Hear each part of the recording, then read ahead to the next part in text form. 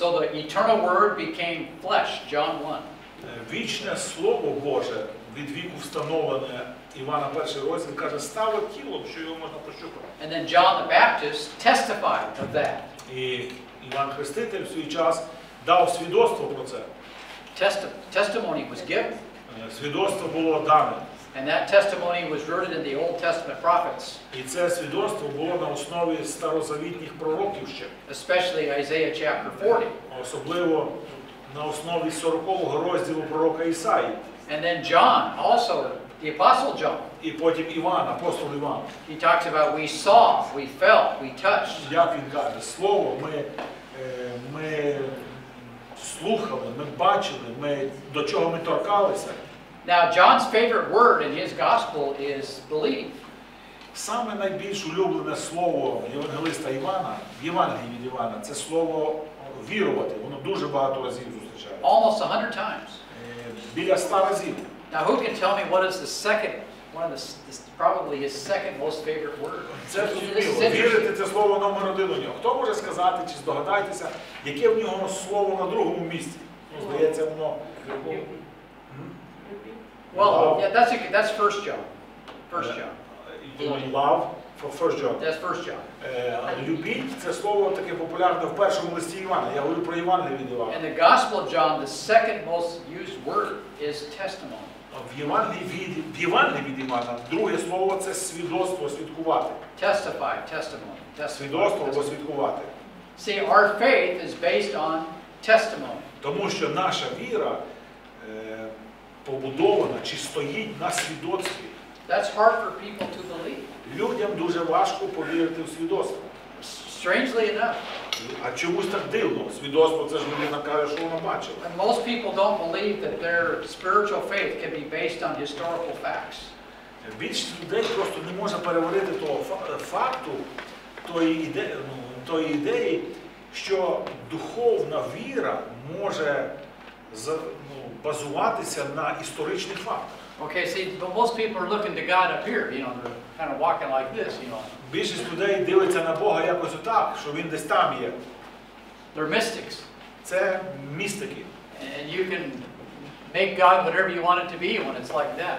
І коли ти дивишся на Бога отак і представляєш якогось там Бога, ти можеш яким хочеш його представити, бо він тобі не з'явиться. God wants you to look at the world А like Бог this. хоче, щоб ти дивився на цю книгу, бо він тут з'являється, в цих всіх свідоцтвах. And you can use your physical eyes to read the text. І ти повинен використовувати свідоцтво своїх очей, коли ти читаєш. And this is a historical testimony. Тому що Біблія складається з історичного свідоцтва. Of what God has accomplished in history. Вона розповідає, що Бог вчинив, зробив в історії. And so this is why these things are important. Тому ці речі настільки важливі. Okay, the Germans. Німці. Okay, when they attacked the historicity of the Bible in the 1800s. Коли вони, мається на увазі ліберальне богослів'я, богословів лібералів німецьких в кінці 19 століття. What did they attack? На що вони напали? They attacked the historical foundations of the scriptures. Вони напали на історичні основи цих всіх біблійних історій. So they rewrote the history. Іншими словами, вони почали переписувати історію. Because they knew that's the foundation.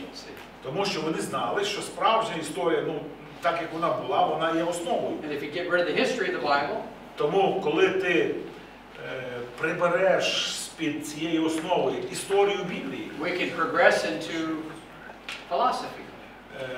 І Біблія не буде мати справжньої історії за собою, світової історії, як вона в світі відбувалася, то можна тоді перевести віруючих на якусь філософію. So these things are actually very important. We don't think about it, but it's true. Ми так ніколи, як віруючі, про такі основи чи такими категоріями не думаємо, але це дуже важливо триматися за історичність цього написаного. We spent a lot of time in Proverbs. Ми з вами провели довший час в книзі приповістей. Lots of physical illustrations are given in Proverbs. Скільки там фізичних чи видимих відчутних ілюстрацій дано в книзі приповістей. Remember the ears, right? Пам'ятаєте, там сказано про вуха, The eyes, про очі, the mouth, про уста, the tongue. язик. Okay, you know, the hands, руки, the feet. ноги, що біжать там. See, God wants the Word of God to dominate our bodies. Це означає, що Бог, Боже Слово, націлене, щоб домінувати над нашими частинами тіла, нашим тілом, язик, вуха. We use the eyes for reading. Ми користуємося очима для читання, We use the ears for listening. вуха для слухання. God wants you to be a good listener. Бог хоче, щоб людина була слухачем Божого Слова. Okay, how many people are good listeners? Скільки людей є хорошими слухачами? Nobody. Ніхто сьогодні не вірить, що можна послухати щось. It's the last thing we do, you know. Це вже в світі ніхто не вірить в те, що ми говоримо якісь промови, там проповіді, і хтось його буде слухати. Ці промови вже ніхто не... The mouth, right? Або уста. Most sin occurs right here, guys. Most sin. Almost. Більшість гріха образується отут. От. Solomon spends a lot of time. Скільки Соломон говорить про уста, тому що тут і дім гріха. James says that the tongue can cause a forest fire, just burn it down. Що каже Яків? Що цей язик може запалити цілі ліси. You can burn a church down easy with a mouth. Церкву, мається на увазі, людей, церкву можна розділити, спалити, розійдуться із одного рота, з одного язика. The hands. Руки. For working. Руки для праці. Don't be lazy. Не лінуйтеся. And then the feet, you know. І потім ноги. So I can walk a straight line. Ноги для того, щоб ходити прямими дорогами. So there's many spiritual principles in Proverbs, but it's always connected to your physical life. The reality of the Це world. духовні принципи, як будувати життя, яке не буде розпадатися, буде мати успіх, але воно все пов'язане з членами нашого тіла фізично, що ми робимо в реальному часі, в реальній історії, в реальний день, в реальні роки. So Ephesians 6, spiritual warfare. Ефесянам 6 розділ, духовна війна. Roman soldiers. Тому що солдат поруч. And Paul's in Rome in prison. І Павло знаходиться в тюрмі, до нього бувши прикутим кайданом. Let's read verse 17. Verse 17. 17 chapter what? Same chapter. Yeah. Следующий. 28:17 дії апостолів. І сталося по 3 днях, Павло скликав знатніших з юдеїв. Як зійшлися ж вони, він промовив до них: мужі, браття, не вчинив я нічого проти люду чи звичаїв отцівських, та проте мене видано з Єрусалиму, ув'язненого в руки римлян. Verse 18. Вони мене вислухали та й хотіли пустити, бо ж провини смертельної ні однієї в мені не було. Та юдеї противилися, тому змушений був я відкликатися на суд кесарів, але не для того, щоб народ свій у чомусь оскаржити. Yeah, so here's why Paul is in prison. Ось чому Павло був в тюрмі. So this is how he got here. We know this is about probably 60 to 62 AD. Тому я вам дав оці всі дати, щоб показати вам, що Павло приблизно в тюрмі був з 60 по 62 рік, і він в цей час написав наші 4 листи, один з яких лист до Филип'ян. Now these dates are, you know, they're modern dates. You know how we understand history today. Ці дати, згідно сучасного літочислення, тоді зовсім були інші відлік років, як ви знаєте. Це так, як сьогодні ми розуміємо минулу древню історію початку нашого тисячоліття. And so these dates are relative, you know, give or take a few years. Да. Тобто ці дати, як би сказати, приблизно рік-два туди-сюди. Okay, in those days, every country had their own dating system. Чому ми кажемо приблизно? Чому не можна вирахувати з цими комп'ютерами? Тому що в різних частинах світу, при різних імператорах, всіх були різні відліки часу, різні роки і так далі. Тому так складно все звести його в одну дату. So Rome began their history. They counted dates according to the foundation of their own city. Тому римляни врахували час чи літочислення від заснування місту Рим. And I think it's like 753 or something like whatever. Щось таке 700, сучасна дата для цього, 753 рік до нашої ери, щось таке. But they didn't talk that way. It's just year one, year Але two. вони так не говорили. Вони казали, що зараз там 30-й рік, 50-й рік. Коли Христос народився, це був якийсь там 753 рік. Бо римляни панували над всім світом, в них своя дата. Who can tell me who are the founders of Rome? Хто може сказати, назвати засновників Риму? Голосніше. Ромул Yeah, Romulus and Remus. і Рамос чи як? Right? Я не знаю, як це. Romulus and Remus. Ромул і Рамос. Щось таке. Okay, who raised Romulus and Remus? Who raised them? Хто їх виховав? Вчиться. Volky. Ага. Hitler's favorite predator animal was the wolf. Тепер слухайте. У Гітлера була улюблена тварина. І це вовк. Чи вовчиця. Тому він... So if you had a history on Abraham, Isaac, and Jacob as the founder of your country, Тому дивіться, якщо у якогось народу є записана справжня історія, і хто є засновники цього народу, Авраам, Ісаак, Яків, і воно записано десь, right? Real people, це справжні люди, real families. З сім'ями, і написано, кого вони народили. They had lots of troubles. Сім'ї недосконалі, були всіх свої проблеми. Or do you want wolves to be your founders? І кого б ти хотів би, щоб вовки були твоїми, виховали тебе, чи Авраам, Ісаак і Яків? The Bible is a good book, guys. It's a tremendous book. Тому це відразу розумній людині не упереджено зрозуміло, що Авраам, Ісаак і Яків – це люди. А вовки – це вже почалося з якоїсь нісенітниці, з якоїсь байки. Okay, why was Rome so mean? Why was it Чому римляни були такі тверді, потужні, чи круті в той час? Who are the founders? Тому що хто заснував Рим? Volky. Вовки. Ну, тобто виховала засновник. It's not surprising. Зовсім не дивно. The Babylonians had their own dating system. У вавилонян була своя система літообчислення. The Egyptians had their dating system. У єгиптян взагалі своя. The Jewish people had their own dating system. У євреїв від створення світу своя. Okay, some people use the sun, very few. Most people use the moon, but some use the sun. Тепер, навіть роки, як рахували, більшість людей рік рахували по місяцю. Проте були якийсь відсоток народностей, які по сонцю рахували рік. That's a problem. Також кожен рік не сходиться на 5 днів чи на скільки. Yeah, the lunar calendar is 5 days shorter than the solar calendar. На 5 днів коротший місячний календар, ніж сонячний. So, I don't really care about the particular dates. Тому я і кажу, що ми не можемо сказати точну дату. І нам не треба там дату день в день сказати. And this is why people debate the dates because of all the different ways of dating. Чому люди в одних книжках, говорячи про біблійні ці події, пишуть такі дати, ці люди трошки богослови, такі дати, тому що хто на що впирається, на яку систему літообчислення, тому ці вони такі плаваючі, зрозуміло чому? So, I mean, they're relatively speaking, this is pretty good from our perspective today. Тому найкраще, що ми можемо зробити з сучасною наукою і обчисленням, це приблизно задовільняє всіх. Воно плаває, але краще вже не можна вирахувати. Now, who gave us universal history? Хто дав нам всесвітню базову історію? Мойсей.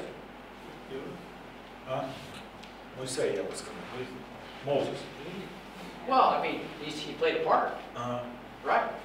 Ну так. But when the Gentiles started to get saved, right, with Christianity, they came up with the BC and followed the Christian era. I mean, this is all a Christian construct. Our view of history today is a Christian construct. Що я маю на увазі, каже Марк, що так, Мойсей записав якусь частину історії, ту, яку він прожив. Але християнство дало нам сучасну конструкцію світової історії, тому що коли народився Христос, до його народження це була стара ера, почалася нова ера, і потім все в кінці центральний, якби точкою, на чому історія обертається, це перший рік нашої ери.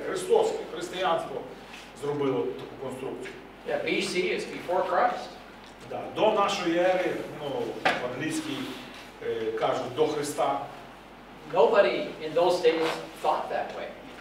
Але до Христа і в часи народження Христа ніхто так дати не обчислював. And so Christianity looked back on the past. Тому християнство подивилось на минулі роки і подивилося, що прихід Христа і прихід Євангелія, і християнство, яке почало розповсюджуватися, робило переворот у всесвітній історії. Вони це поставили як таку точку розділу. And now today the entire world looks at history that way. І сьогодні весь світ, починаючи Китай, Індія і всякі країни, дивляться як на наша ера і до нашої ери. А Христос розділив. Of course we say it's now before a common era, after common era, but that again, they are secularizing, Christian view of history. But the Jews are good at that, because they don't want to mention Christ.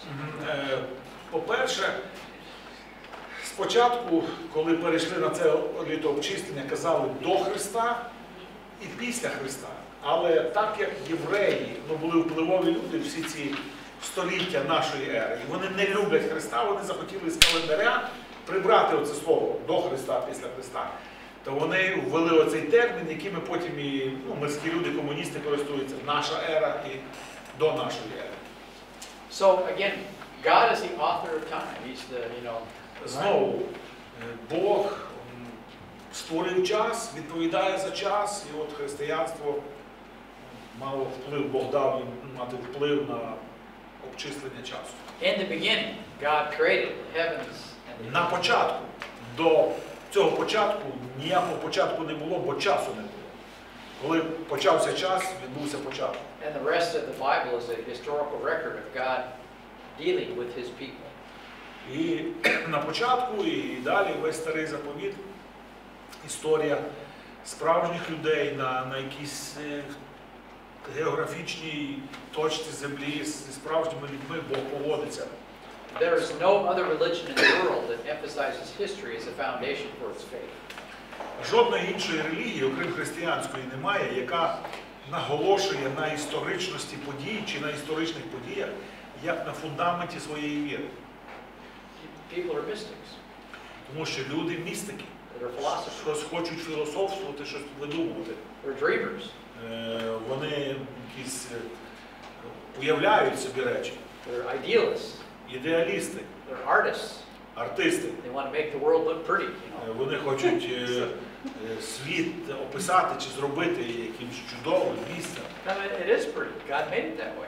Бог зробив чудовий світ, він просто стає гіршим і гіршим. But this world is also fallen.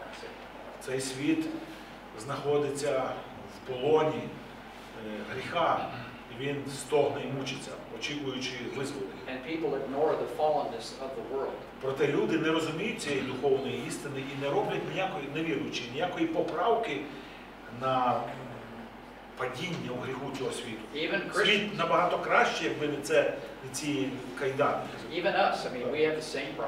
Навіть віруючі не беруть до уваги поправки, вони сприймають деякі речі як досконале добро або хороші речі, не розуміючи, що це не вся досконалість, бо природа, світ не може показати повної своєї досконалості, бо він якби під тиском, під гнітом гріхопадіння. Давайте відкриємо Ефесянам 6. Let's read verses 19 to 21. 6, 19 до 21. So Ephesians chapter 6 verses 19 to 21. Let's read. Ефесянам 6, 19. Я читаю. Paul's in prison. Павло в в'язниці. All right, let's read it. Моліться і за мене, щоб дане мені було слово відкрити уста свої і з осміливістю провіщати таємницю Євангелії, для якої посол я в кайданах, щоб сміливо про неї звіщати, як належить мені, а щоб знали і ви щось про мене та що я роблю, то все вам розповість Тихий, улюблений брат і в Господі вірний служитель, якого я послав до вас. Notice what Paul's major concern is in prison.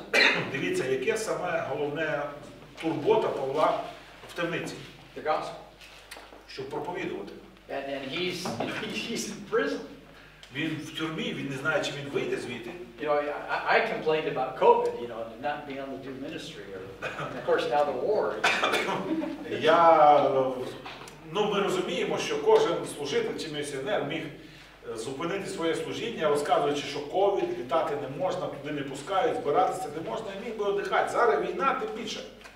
Paul's in prison. Павло в тюрмі. How's he going to do ministry in prison? Як він прив'язаний до чоловіка, як він може ще проповідувати? Well, we're going to see how God does it. І ми бачимо, як і Бог робить через нього служіння. 4 super letters were given to us.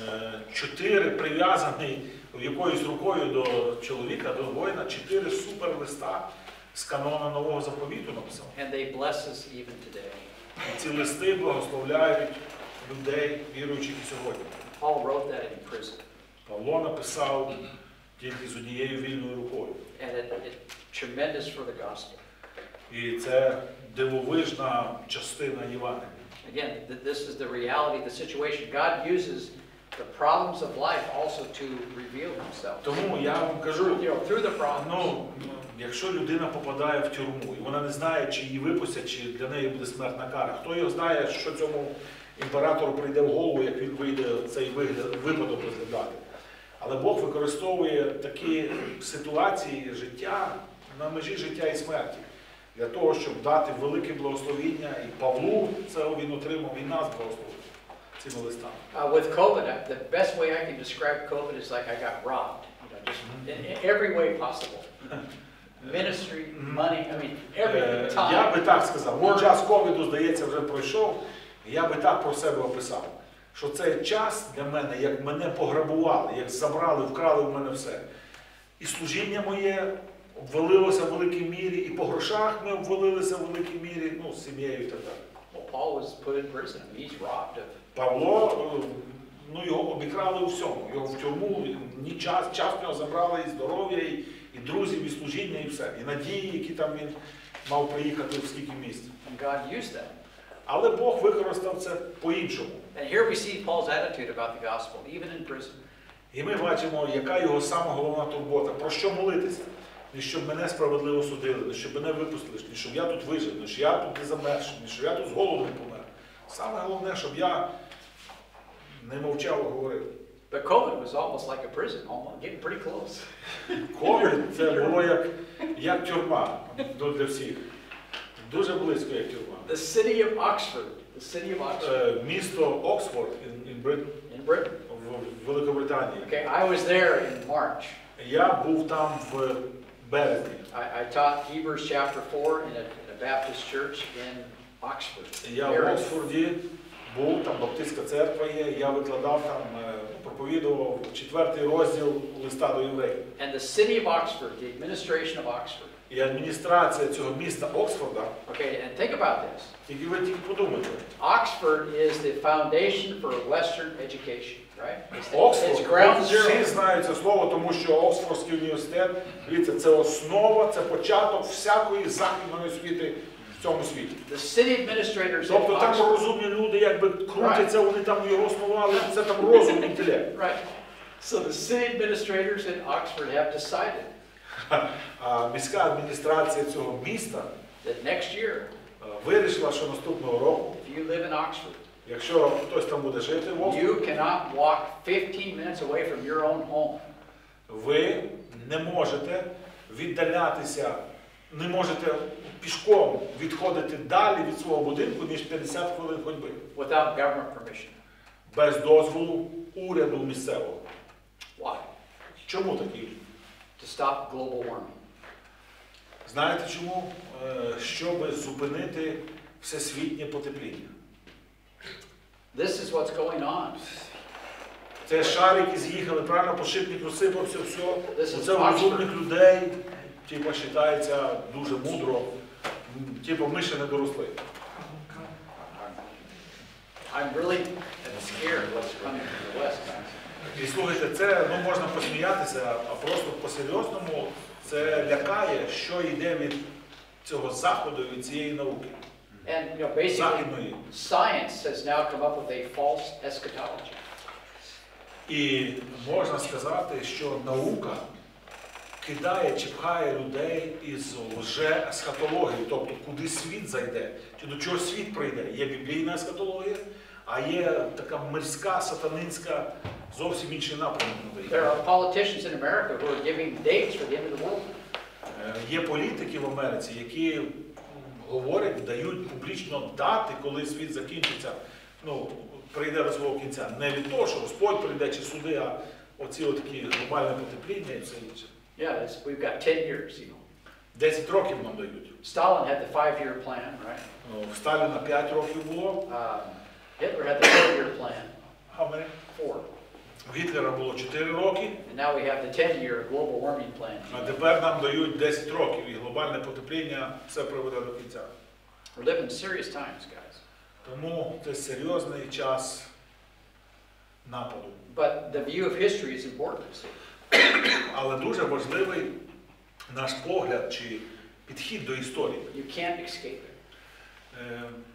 it. Цієї відповіді ніяка людина не може уникнути. Як ти дивишся на історію? Even the scientists are talking about the end of the world today. Навіть вчені говорять про кінець світу сьогодні. They turn on Hollywood, right? Go to a movie. Включають голлівудські фільми. It's like the book of Revelation. Все показується про кінець світу, як книга об'явлення. So they try to get away from the Bible, but you can't. Вчені хочуть якось від Біблії відвернути, щоб якийсь інший кінець придумати, але все показує, що кінець буде біблійний. The facts of history, Bible history. Тобто факти історії, біблійної історії. Prophecies. Пророцтва. All prophecies are rooted in factual realities. Всі пророцтва Біблії вкорінені на фактичних, реальних подіях. Our prophecies will become real history.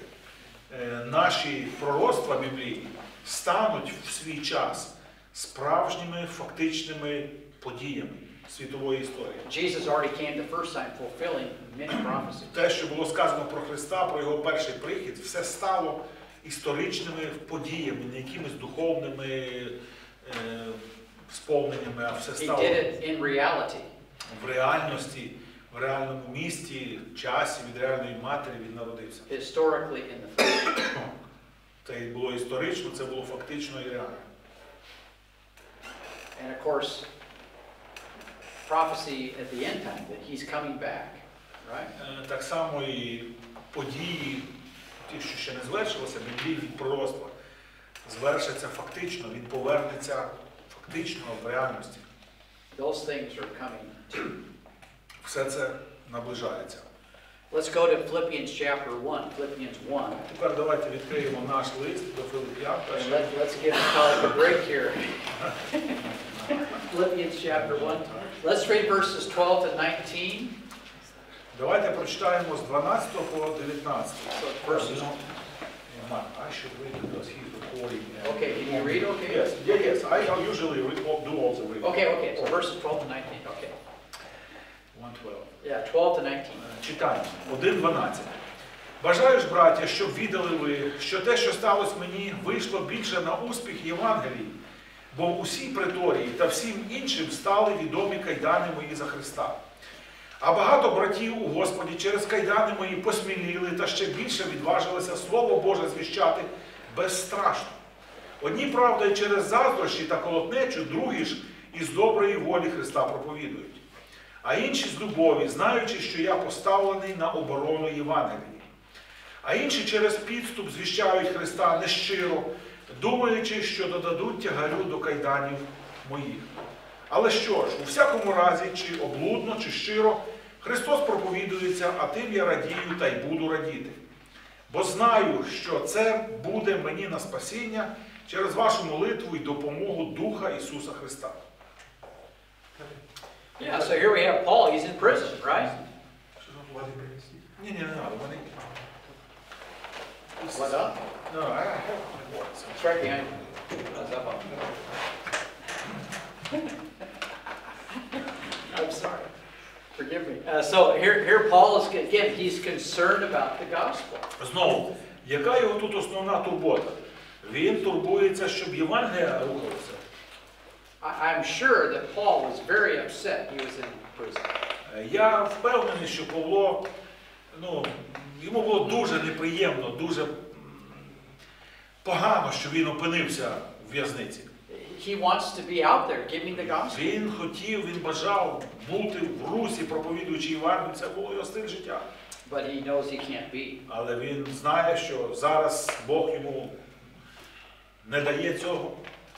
And he's glad that people have stepped, some people have, stood in the gap, to, you know what I mean? І він радий, що тут, як він пише, що деякі люди за ним, за його прикладом пішли і вступили якби, в ці ряди проповідників Євангелія. Хтось там трошки так, не так проповідує, щиро, не щиро, але рух іде. Some people are, they're trying to cause Paul problems, Деякі через заздрощі і хочуть колотнечу навкруги Павла якусь зробити, 15-й вірш. So, but Paul says at least Christ is being proclaimed. His name is out there. Але Павло, як мінімум, каже, слово Христа чи ім'я Христа на виду звучить, на устах, рекламується, як би сказати. Remember John the Baptist, right? Згадаймо Івана Хрестителя. He was in prison. Він також був в темниці. And he had some problems in prison. І він в темниці також не дуже вільно себе почував. Він мав такі внутрішні також питання. He had some doubts. Сумніви. Remember. Згадаймо. So again, Чи той Христос, чи це не той, чи іншого чекати. See, we read these verses and we don't take them serious. We just kind of, Коли ми читаємо ці вірші, читаємо щодня Євангелію, ми якби прочитали так глибоко, серйозно, ми їх не просмислюємо. If I was there, if you were there, we would be struggling just like him. Але якби ми чи я були на тому місці, ми так само би боролися з цими сумнівами, з цими питаннями. Maybe worse, right? Може. So, but just realize that these are real struggles. Тобто уяснимо собі, що це Павло ділиться своїм серцем, те, про що він постійно думає, переживає. Notice the Praetorian Guard also, the gospel has gone forth throughout the whole Praetorian Guard. Бо в усій преторії та всім іншим стали відомі кайдани мої за Христа. See, Paul's been arrested. Павла арештували. The Praetorian Guard has him. Преторіанські солдати, воїни, тобто супроводжували його. Paul's name became a huge name in Israel, Caesarea, Jerusalem. Павла стало дуже відомим ім'ям, як нас там колись Тітушко став якимось відомим, такі всі на устах, всі знають. Його привели, ці римські воїни, в Кесарію Пилипу, потім в Рим, в Єрусалимі, там була колотнеча, хотіли його вбити. Всі знають за кого це. So everybody's talking. This Praetorian Guard is talking. Всі, тільки за кого не скажи, не назви, всі про нього говорять і знають щось. And then they went to Rome. І потім його повезли в Рим. And Operation Shipwreck, just everything, just unbelievable. І тут знають, що корабль, на якому його привезли, десь получив по борту, якби був підірваний, пішов на дно, є Павло, нема Павло. Тут Павло стримає в Римі. І ці вже були б раділи, що його там десь потонув. Ні, він в Рим впливає. Okay, these guys are tough men. The Roman soldiers are tough guys. Але дивіться, нам потрібно розуміти, що ці римські воїни – це жорстокі люди. And after watching Paul, і після того, як вони спостерігали за ним, hearing the reports of Paul, почули один від одного якісь розповіді про нього, як він себе веде, і його випадок, за що його хочуть бити. These Roman soldiers, they gave Paul the salute. Ці римські солдати, воїни чуть не честь йому віддавали. They had respect for him. Вони почали його дуже поважати. And so the gospel goes forth. І Євангеліє пішло вперед, і в преторії вже всі знали, що Павло в кайданах. Who did Jesus reach the best? Кого Ісус найкраще досягав? Fishermen. Рибалок. These guys they were tough men, guys. Рибалки – це також таке ремесло, що не всі зможуть. To get those guys to stop fishing and do what they did is just unbelievable. It's just.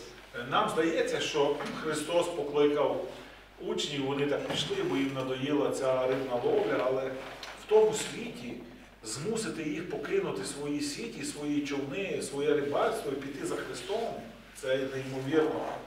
Не знаю, як таке зробити. And now Paul is doing the same with these Roman soldiers. І тепер Павло це саме приводить до Христа, чи якби звертає увагу на себе, і римські воїни ніколи не цікавилися якимсь там Христом з Єрусалиму, юдеї там розп'ятим. Починають це слухати і цікавитися.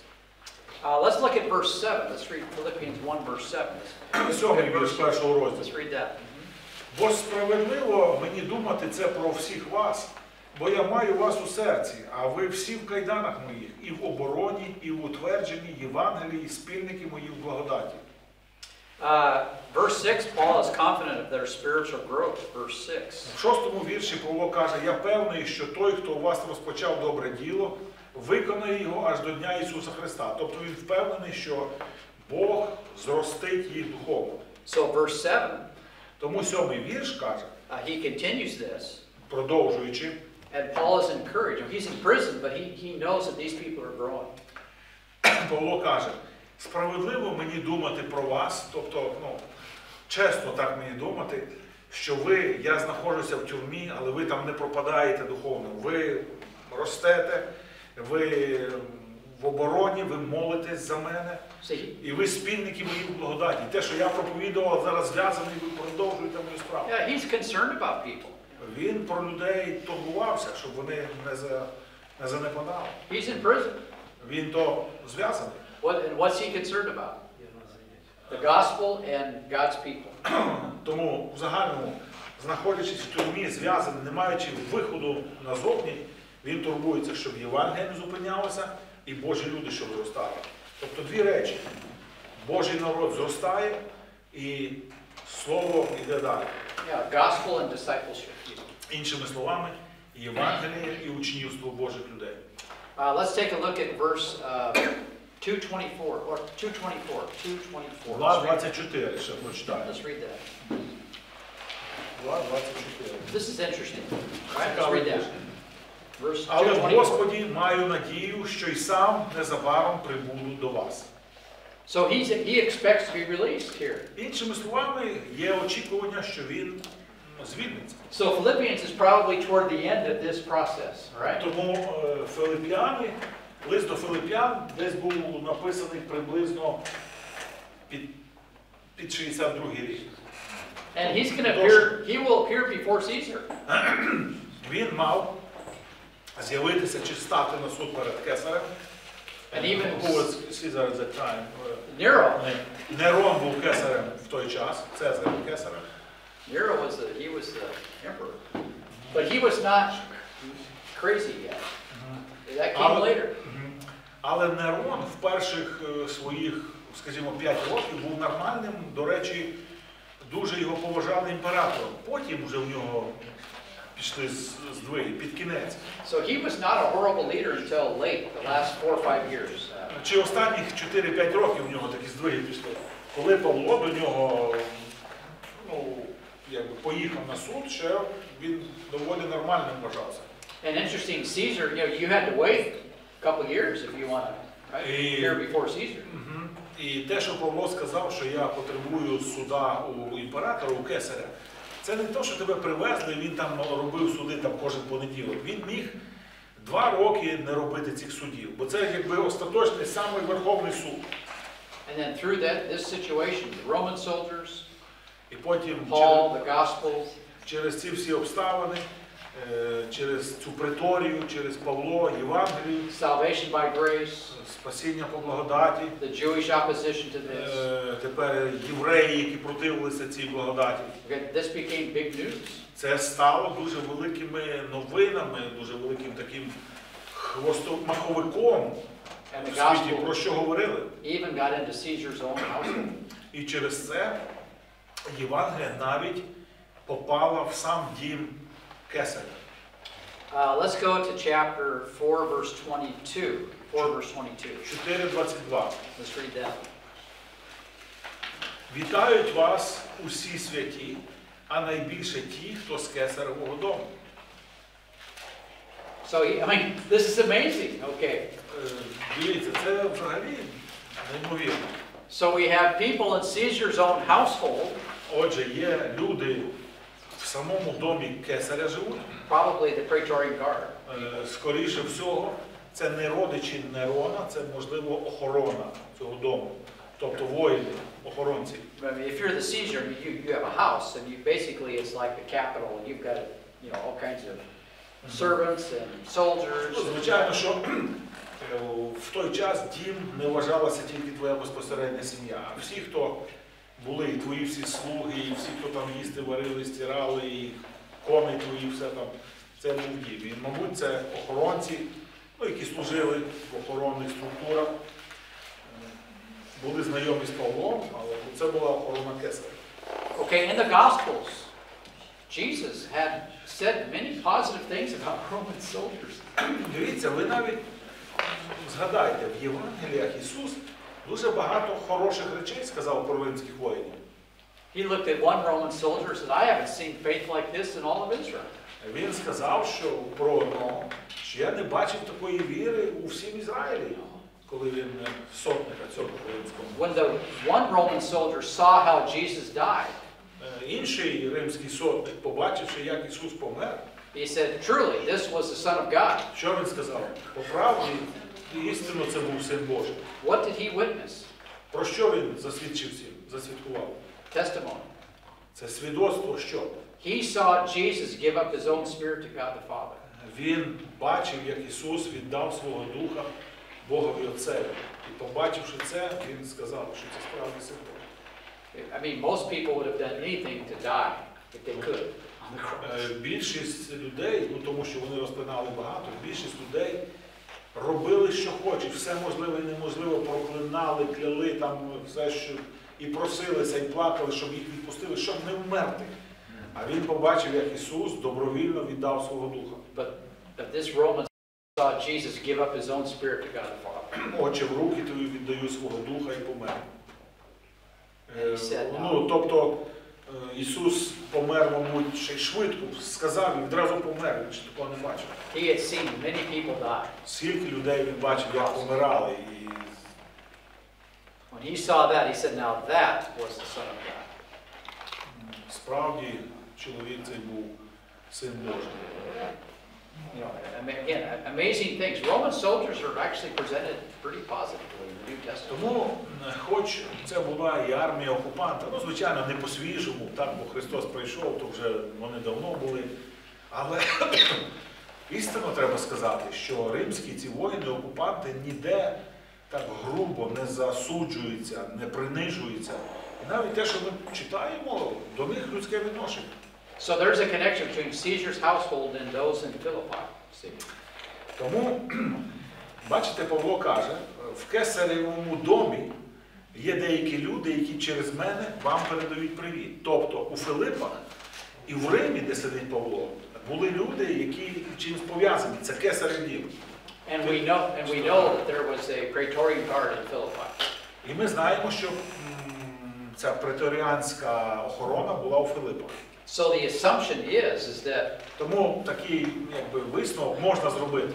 Many Christians in Philippi are Roman soldiers, or connected to the Roman soldiers in some way. Можна зробити, що в церкві в Филипах були члени церкви, які були пов'язані зі службою в римській армії. Багато їх було чи доволі, хтось був, тому що лист до церкви передають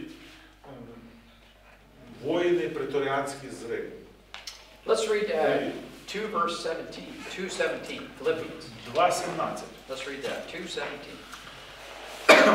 Та хоч і стаю я жертвою при жертві, при службі вашої віри, я радію та тішуся разом із вами всіма.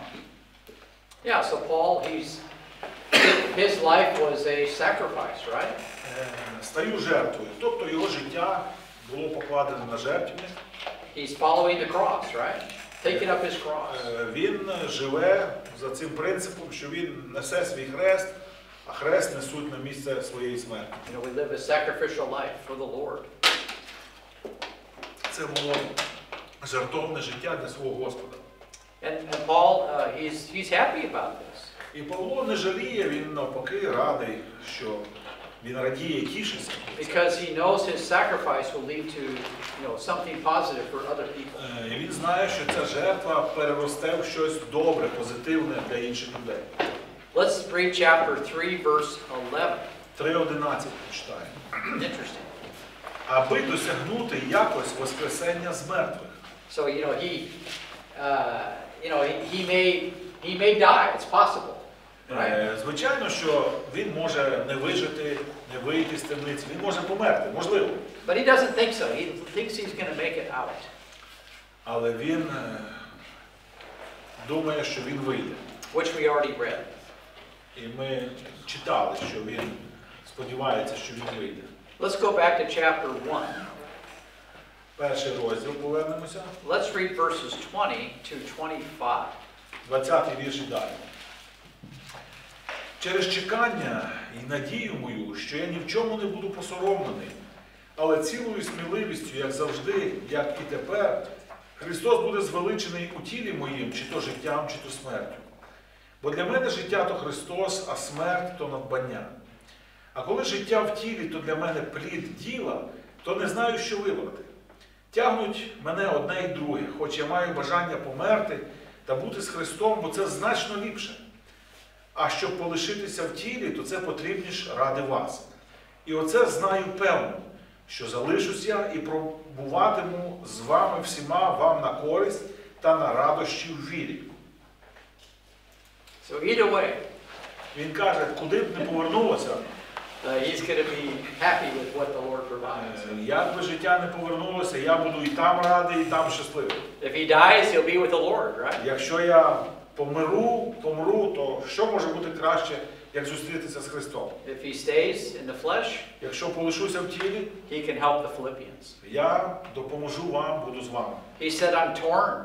I'm Він hard каже, to я якби It's розриваюся. like, he wants it both ways. Я хочу і туди, і сюди. Такого не буває. So this sort of reveals Paul's attitudes at this time. As we see Це показує на цей момент Павлові думки, про що він мислив. Let's look at chapter 1.